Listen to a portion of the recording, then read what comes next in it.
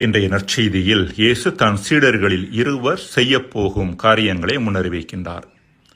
யூதாஸ் தன்னை காட்டிக் கொடுக்கப் போவதையும் பேதுரு தன்னை மறுதலிக்கப் போவதையும் முன்கூட்டியே அறிவிக்கின்றார். 2 பேருமே இயேசு முன்னறிவித்தபடியே செயல்பட்டனர்.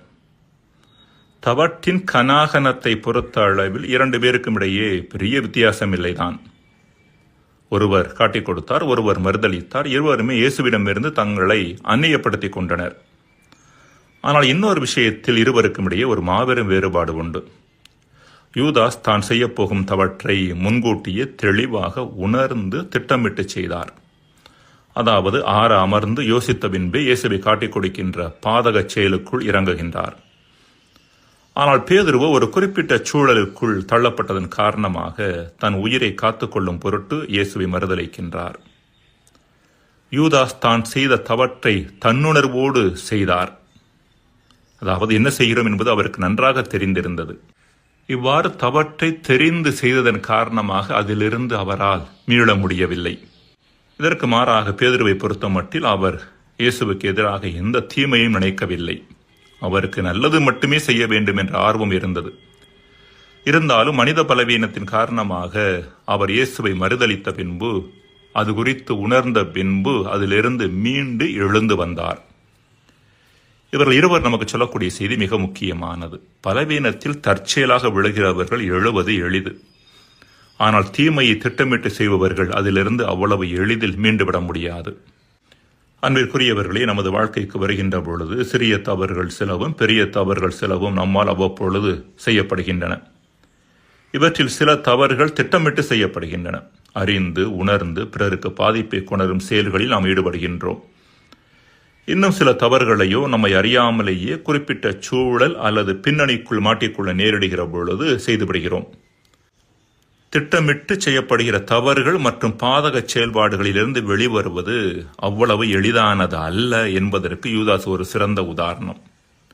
அதே வேளையில் பேதுருவை போல அறியாமல் பாவத்தில் விழ நேரிட்டால் அவரைப் போலவே உடனே அதிலிருந்து வெளியே வர நாம் அழைக்கப்படுகின்றோம்.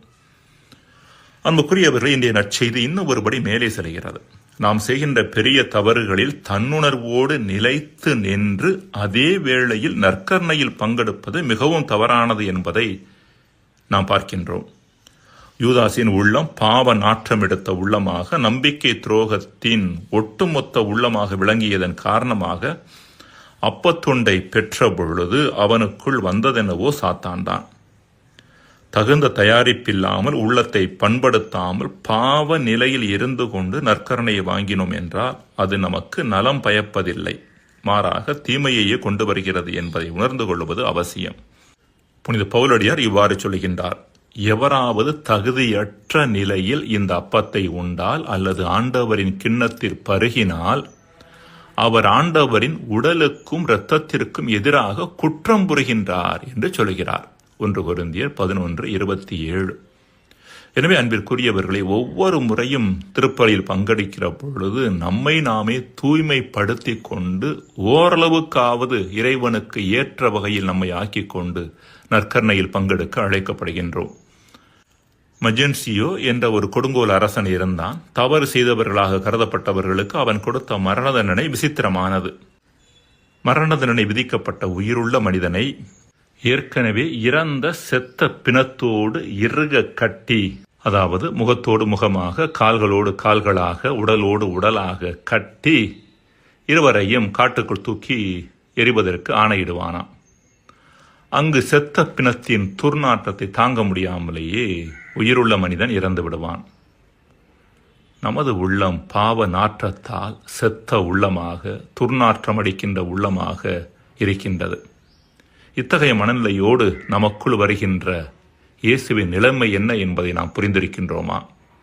அது அவருக்கு எவ்வளவு அருவருப்பானதாக மாறும் என்பதை நாம் அறிந்து கொண்டு நம்மையே தூய்மையாக்கிக் கொள்ள இன்றைய நாளில் நாம் அழைக்கப்படுகின்றோம். மன்றாடுவோமாக.